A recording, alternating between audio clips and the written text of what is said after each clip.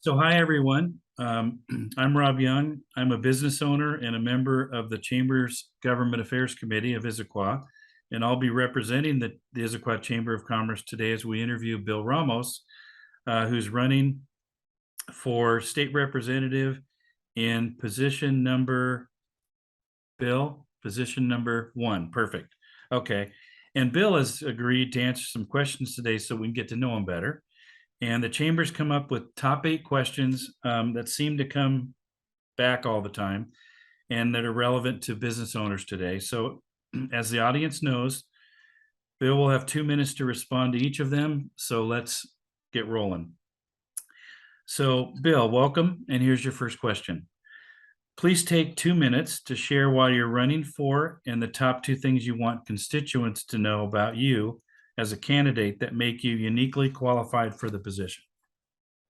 Thank you, Rob, and I'm happy to we're having this interview and let you know that I'm running for my third term as state representative. I have 4 years of experience because they're 2-year terms. Prior to that, I was Issaquah City Council member, and prior to that, I worked for the U.S. Department of Transportation for 8 years and 30 years for the U.S. Forest Service. So I had a 38-year federal public service career. As far as what I'm most happy about or think is the most successful is this last session, we passed the Move Ahead Washington Transportation Package. As Vice Chair of Transportation, I was a lead on that. And I think that was one of the most important things that's happened here, because if you talk to the Issaquah Chamber, any other chamber, Association of Washington Businesses, all the businesses and every group I've talked to, they said the most important thing was to pass a transportation package. And we were able to do that for a 16-year, $16 billion package to help build a safer, greener, more efficient and effective transportation sector and change the way things are done so that there's more equity throughout, so that people have more opportunities and better ways to get to the places they need to get to, because that's one of the biggest costs we have in life, and time consuming things is getting around to where we need to get to. So I think that's one of the most important things I've been able to accomplish, and I was definitely a lead in that role of getting those things. And we just had the groundbreaking ceremony for Highway 18 and I-90, the interchange, just last week. So we can make that interchange safer, and we can start dividing Highway 18 so that road will be safer and more efficient as well. And that's a part of that. That's terrific. Thank you, Bill, for that. I think that's very, very important. Another item is the electrical grid.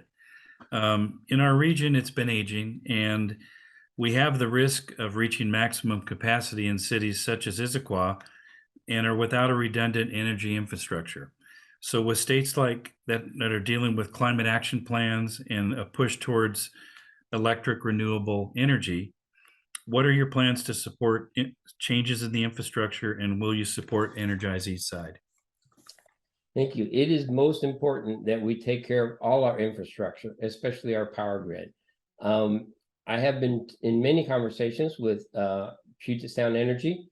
I talk with them a lot. They've endorsed my campaign because we have to have a safe, reliable electric grid. And we're going to need more and more as we shift to a greener economy as well. So the question I always have with them that we try to sort through is, how do we build out this infrastructure with everything we need at the most efficient and effective way? Because all those costs of building out that infrastructure will always somehow get passed to the ratepayer. That's part of the process. And we don't want the ratepayers to get priced out of electricity, as we're going to need more and more of that. So I talk with that timing is a lot of that issue, because the faster you build things, often the more, the cost goes up. So we're always in those conversations of how fast can we build it at a reasonable cost, so we can keep the ratepayers having a reasonable cost for their electricity. And in that process, it's going to be hopefully safer, greener, more equitable in the future. And we're trying to keep that affordability there as well. All right. Thanks, Bill. I sure hope so as well. Nationwide, we're seeing an increase in crime. When it comes to public safety, what initiatives would you support to keep citizens safer and reduce criminal activity?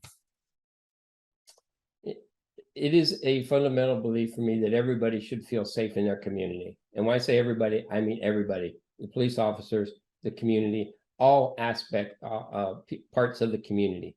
And overall, in the United States, we do have a fairly safe areas, but we need to improve that because there has been some rise and some concern in areas that we need to definitely work with. I am in conversation with all sorts of police groups, their representatives, their labor unions, police chiefs groups, and I talk to most of our police chiefs in the district quite often, saying what's working now, what isn't working, what do we need to fix, what do we need to change, and we're always in that conversation. It was the last session we had 4 big major changes to some of the prior reform to make them clearer, more efficient and effective for police officers know exactly what they want to do. The police can do a great job. All we have to do is give them the policies we want and the training they need, and they will do a great job in our community. And we need to work with, the effects of the pandemic are still carrying over in our in some of the ills towards society, and we need to continue to work with folks for all those other causes of that affect public safety. We have to get to the root cause, not just the symptom of a crime, but what are the bases of those? Can we fix those things at the root cause? Then we'll go a lot further than just putting someone in jail for something in particular. All right, thank you, Bill. That does make sense. We know that's a difficult topic as well. So we all know that the B&O tax is necessary in our state, in our city economies. We also know that it is business that supports a large majority of the local nonprofit organizations. As we are experiencing losses in the stock market, increased inflation, continuing supply chain issues that hopefully will get resolved, and employee shortages, inflation's very real. How do you intend to support businesses during this economic downturn? Well, thank you again for that question. I think we have tried to support our small businesses throughout this pandemic. There's been a lot of business relief that has come to some of the businesses. And again, it wasn't perfect. It wasn't equally spread to everybody. Some got some didn't. So there were some problems there. But I think we're coming out of this fairly well in that. But I tell you, the B&O tax is something when I first moved to King County in 40 some years ago, and I saw the B&O tax that I had to start paying. I went, what the heck is this? I hadn't seen a tax like that before. It's a really bizarre tax that we have in our state for a whole bunch of different reasons. But that is one of the first taxes we're going to try to reform this next year. We've got ideas, we've been working with business to make that a more fair and equitable tax so that businesses are also competing on a fair a level playing field with each other. We like that good business interaction. They should be working as hard as they can to be, good, healthy businesses. And we're going to continue to do that in that tax reform of the B&O tax, which is, I have to agree with you, it's just a bizarre tax. So that's kind of where we're going to go on that first step out of here in the next session. Okay. All right. Thanks, Bill. This is a topic that has been up for discussion for a really long time, and that's housing and housing affordability. There's a supply and demand issue that cannot be solved by government alone. Knowing that the East Side has some of the highest land costs in the state, what are your plans to address housing? I know this isn't easy, Bill, but please share your expertise. Yeah. And there is that big economic equation of supply and demand that is hard to overcome, right? So one of the most important things we can start doing is trying to add more units, get that supply side coming. And we have to do that by working with our business communities, our developers, our cities and counties, and their zoning areas where we can get maybe some more density and those things that we can get more supply going so we can get that price, hopefully coming down a little bit. Because we can't have our workers having to drive hours to get to work because they can't afford to live anywhere near where they work. That does not work. We know that. And that just puts a whole stress on our transportation system, which I'm already trying to fix. So we don't want to do that. So we're going to work with, we've been trying a long time, and there's always, is controversial on areas. But one of the big things that people don't talk about that I always emphasize is let's not lose any of our existing current affordable housing. it's tough enough to replace stuff, but we can work really hard for those communities and neighborhoods that have affordable housing to keep them intact and not let them get priced out of their own neighborhood. And that will help the base. And then we have to continue to add more. And it's our builders that are going to do that. I mean, we need our builders to help build us out of this, and the zoning and the locales where our communities say, these are where we can build more units, and let's do that. That does make sense. You focused on this a little bit, Bill, but there has been a lack of efficient and reliable transportation that hinders most areas on the east side. And, that's caused by traffic and the size of 405 and all that kind of stuff, making housing and hiring even more challenges for the business community. Share with your position on sound transit coming to Issaquah and King County transportation system that lacks the north-south routes from Renton to Maple Valley to Issaquah. Yeah, and I'm sorry, I'm going to brag a little bit again on my Move Ahead Washington package, since I've worked for 4 years since I got in the legislature on that, and that's $16 billion over the next 16 years to help our transportation sector. Sound transit coming to Issaquah is going to be a wonderful thing, but it's going to be a while out. But that gives us time to plan. We have to really plan around our community how to make that station work for everybody that's going to be coming from all around into an end-line station. And how do we make that work? That is a critical piece of planning that the city of Issaquah, the businesses around Issaquah, and Sound Transit have to really plan to make that it could be a wonderful thing, and it can be a not so well done thing too. So we have to work really hard on that one in that arena. But we're going to continue to invest in our transportation system. The package is getting us a long ways there, but I'm going to continue working in transportation for more investments, safer roads, more public transit, more opportunities for everyone to get around as they need to, because it is essential. We mentioned it already. The closer you live to where you work, the less you have put demand on the transportation system, the cheaper it is for folks. So to get to work, it all builds on each other, and I think we can do a much better job. I think we got it pointing in the right direction this last year, and we're just going to continue to add to it. So, Bill, to clarify, that's a $16 billion package? That's right, $16 billion over the next 16 years.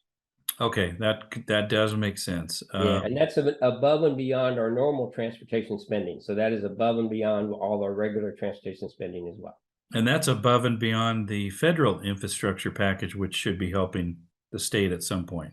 Absolutely. So whenever we get federal money, that just continues to add that piece, so we can get things done sooner and a little, better. We can do all these projects we want to do in an environmentally sound way, which we didn't always use to build our transportation projects sometimes, in an efficient way. And also we're working in those projects to get more equity for our contractors, more economic opportunity, more apprenticeship jobs, more work to those folks. Those are all great jobs, building things. They're well paid, and we need, again, trying to get those workers certified and trained so they can do that work, get those good jobs, and raise their families.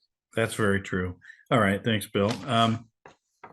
We want to leave one last question open-ended so that you could speak directly to the business community. We'd like you to share that maybe we should have asked during the interview, but maybe we didn't. So this is an open-ended thing, and just share what you might want to say to the business owners, because they're going to be listening. Well, thank you very much again. Yes, I'd like to kind of back up a little bit and say, again, I'm a member of the Issaquah Chamber. I've had a small business here, and I've worked here, and I'm a member of the chamber, so everybody knows. And we know that businesses are, particularly small businesses, are the backbone of our economic community. They are critical, and we need to do everything we can to keep them vibrant. I offer to the chamber. We don't talk as often as we should. I come to a few meetings, but I miss a lot. But how can we talk more, and get your legislative priorities clear to me and others so we can work on them? I think we need to have more open conversations on a more regular basis so we can work together on those issues. And we're going to continue to. I'm on the education side in colleges, 2-year community and technical colleges. We need to get folks the training and certification they need to fill all these jobs that the business community is wanting, right? There's a need for workers and employees in all sorts of fields. And I'm working very strongly right now with the community technical colleges on saving some of those trade schools with the Seattle Maritime Academy, training folks for our maritime industry, which directly affects the supply chain if the boats can't get around. All sorts of other trades, welding and carpentry and so forth that we need. So to get those folks certified, trained, and get them good, solid paying jobs and doing the work that we need to keep our business community going, our community going, our state and our nation going as well. I think that's the best part. And I just want to say, offer again to have more conversations, work side by side. And because that's, I need your expertise to help guide me on what's the most important thing we need to work on next. And I'm very open to always having that conversation and listening and making a plan on how to get there. That makes sense. I'll talk to the chamber execs on that too, Bill. Thank you for that. So today's interview with Bill Ramos has been recorded, and it's going to be added to the chamber YouTube channel for public viewing. I'd like to thank Bill for taking the time today to address the business community and answer some questions. Thank you, Bill. Thank you, Rob, and thank you to the whole chamber.